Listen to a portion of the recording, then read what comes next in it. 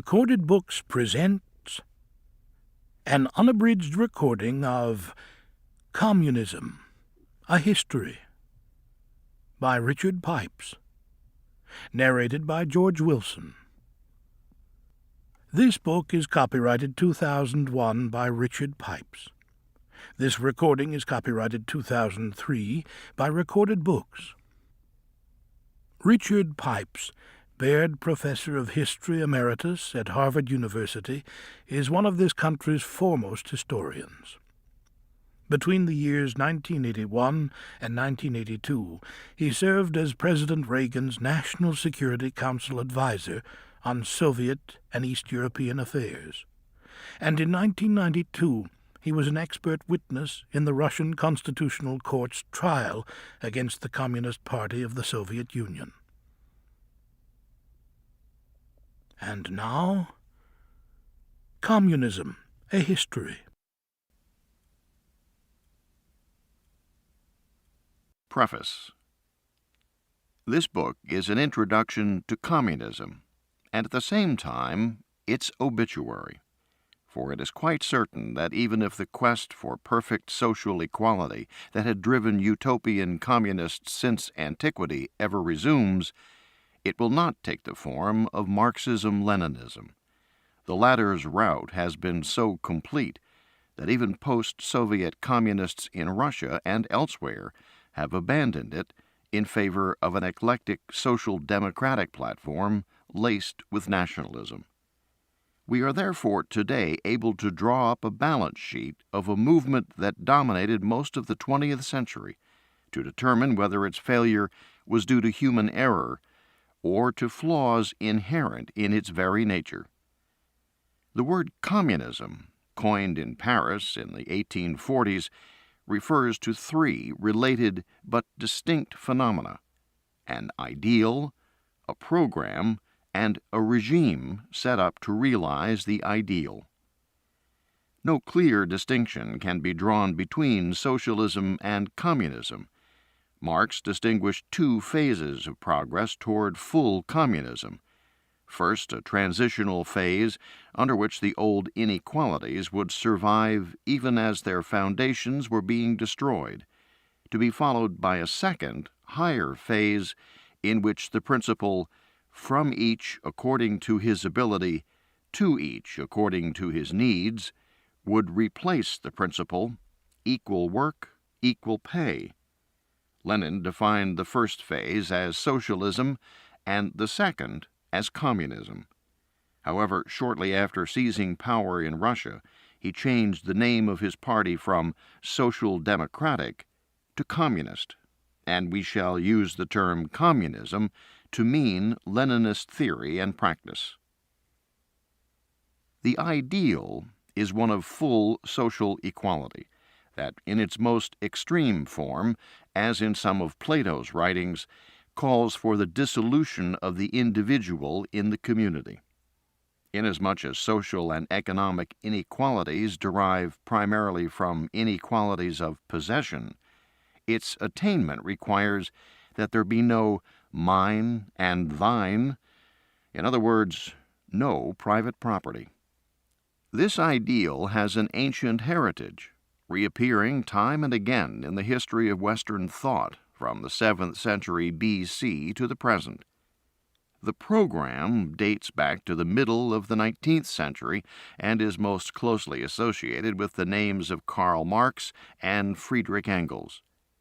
In their Communist Manifesto of 1848, Marx and Engels wrote that the theory of the communists may be summed up in a single sentence: abolition of private property. Engels claimed that his friend had formulated a scientific theory that demonstrated the inevitable collapse of societies based on class distinctions. Although throughout history there have been sporadic attempts to realize the communist ideal, the first determined effort to this effect, by using the full power of the state, occurred in Russia between 1917 and 1991. The founder of this regime, Vladimir Lenin, saw a propertyless and egalitarian society emerging from the dictatorship of the proletariat that would eliminate private property and pave the way for communism. We shall trace the history of communism in this sequence, both because it makes sense logically and because it is in this manner that it has evolved historically. First, the idea, then the plan of realization, and finally the implementation.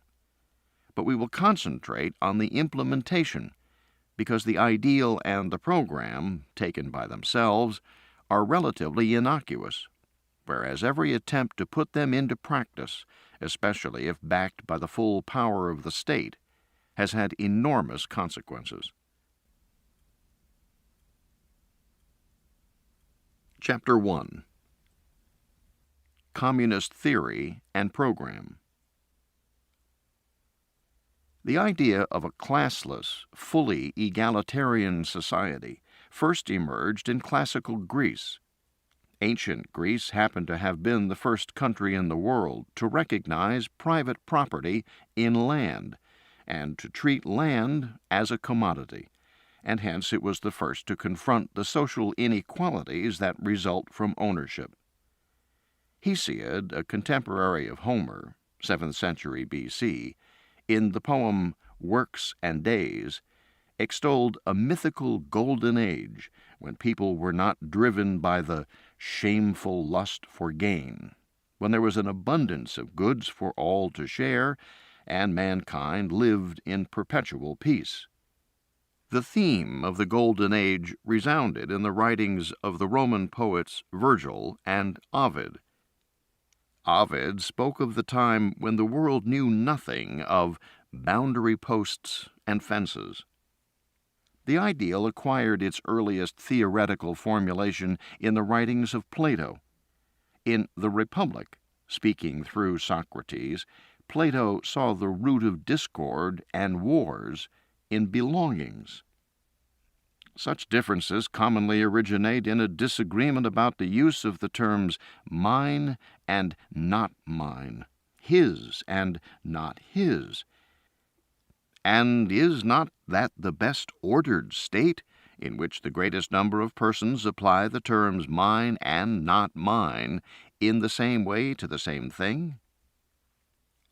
In the Laws, Plato envisioned not only a society in which people shared all worldly possessions, as well as their wives and children, but one in which the private and individual is altogether banished from life, and things which are by nature private, such as eyes and ears and hands, have become common, and in some way see and hear and act in common, and all men express praise and blame and feel joy and sorrow on the same occasions.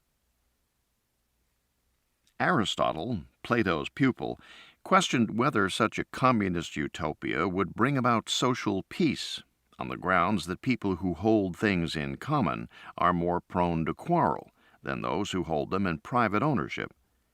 Furthermore, he argued, the root of social discord lies not in material belongings, but in the yearning for them. It is not possession, but the desires of mankind which require to be equalized. There exists a widespread but false notion that socialism and communism are merely up-to-date, secular versions of Christianity. As the 19th century Russian philosopher Vladimir Solovyov has pointed out, the difference is that whereas Jesus urged his followers to give up their own possessions, the socialists and communists want to give away the possessions of others. Moreover, Jesus never insisted on penury. He merely counseled it as easing the way to salvation. St. Paul's well-known saying about money is usually misquoted. He said not that money is the root of all evil, but that love of money is. In other words, greed. St. Augustine. To keep listening to this audiobook, I've left you a link in the description so you can do it, at no cost thanks to Audible's 30-day free trial.